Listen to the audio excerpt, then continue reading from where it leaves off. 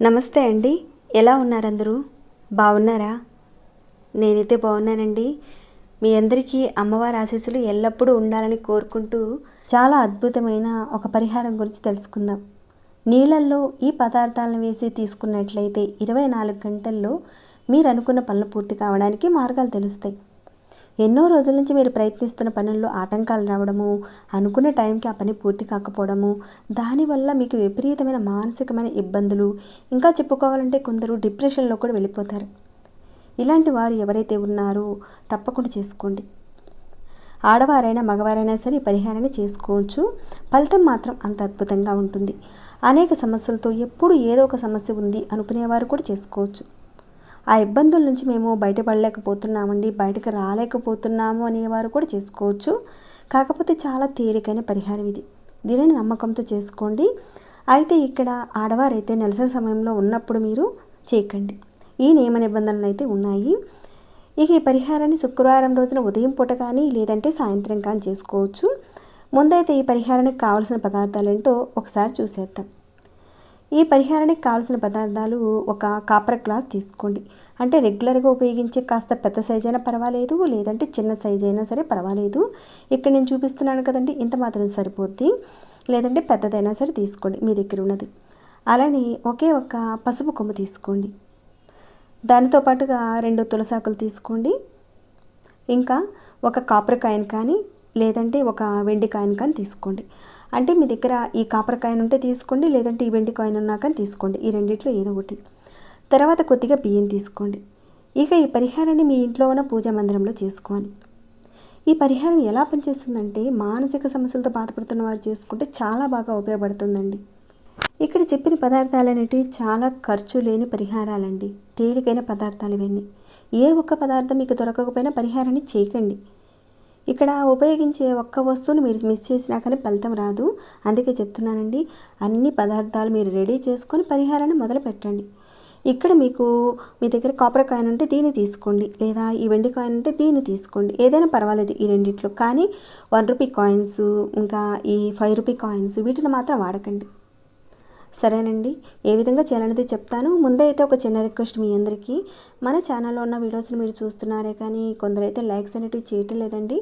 Likes చేసేవారికి thanks చెప్పుకుంటున్నానండి నా తరపు నుంచి. మీ లైక్స్ వల్లే మన ఛానల్ ముందుకెళ్తుంది. మీలాంటి సమస్యలు ఉన్న వారు 10 మంది చేసుకుని వారు లాభపడేలా మీరు హెల్ప్ చేసిన వారు అవుతారు. అలానే మరిన్ని మంచి వీడియోస్ని మీ ముందుకు తీసుకొచ్చేలా నాకు మోటివేషన్ ఇచ్చిన వారు అవుతారు. లైక్ చేయడం మర్చిపోకండి. ఇక సబ్స్క్రైబ్ కాకుండా ఉంటే ఇలాంటి ఎన్నో ఉపయోగకరమైన పరిహారాలు చాలా ఉన్నాయి మన ఛానల్లో. మీ సమస్య మీద మీరు ఏ పరిహారాన్ని చేయగలుగుతారో ఎంచుకొని పరిపూర్ణమైన నమ్మకంతో చేయండి, మంచి ఫలితాలు ఉంటాయి.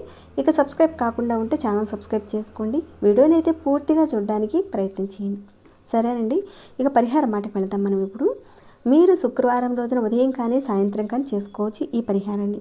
మీరు చక్కగా స్నానం చేసుకున్న తర్వాత మీ పూజా మందిరంలో మామూలుగా దేవుడి దగ్గర దీపారాధన చేసుకోండి. తర్వాత ఒక రాగి గ్లాసులో నీళ్ళు తీసుకోండి. ఆ గ్లాసు నీళ్ళల్లో, అంటే ఈ గ్లాసు నీళ్ళల్లో ఒక 2 తులసాకులు వేయండి. ఈ 2 తులసాకులు వేసిన తర్వాత ఒక రాగి కాయిన్ కానీ వెండి కాయిన్ కానీ మీ దగ్గర ఉన్నది పెట్టండి, దాంట్లో పెట్టండి.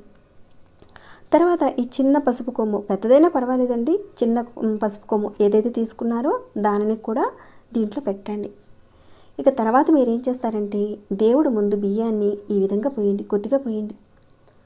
ఈ బియ్యం మీద ఈ రాగి గ్లాసుని ఈ విధంగా పెట్టండి. అంటే మీ ఇష్టదైవం ముందు చక్కగా దీపారాధన చేసుకున్నారు. ఈ విధంగా తయారు చేసి అక్కడే దేవుడి ముందే బియ్యం పోసి దాని మీద ఈ రాగి గ్లాసును పెట్టండి.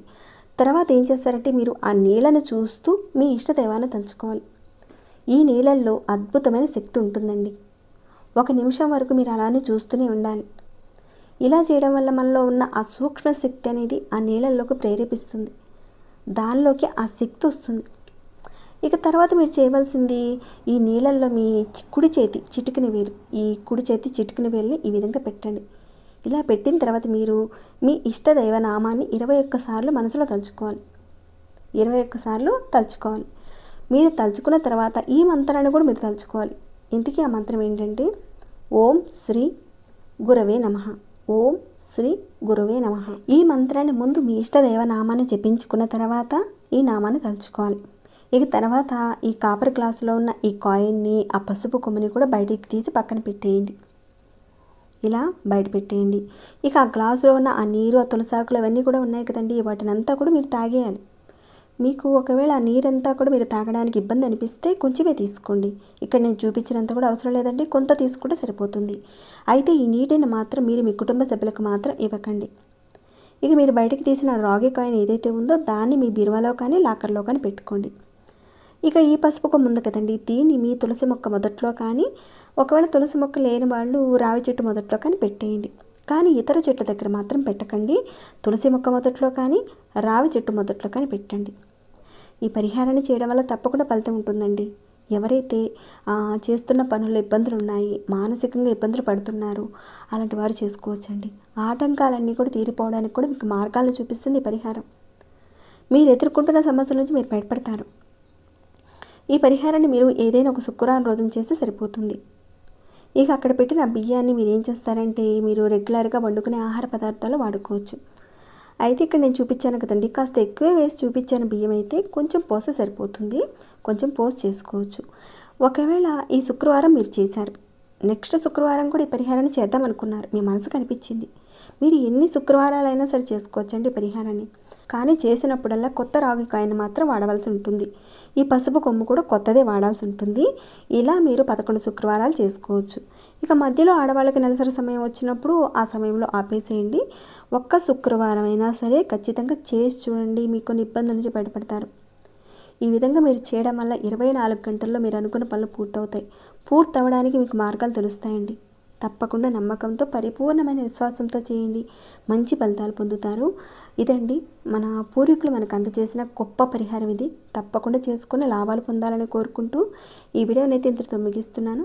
ఇంకేమైనా డౌట్స్ ఉంటే అడగండి, తప్పకుండా రిప్లై ఇస్తాను. అలానే మీ మనసుకు ఎలా అనిపించింది ఏంటన్న విషయం కూడా నాకు కామెంట్ రూపంలో తెలియచేయండి.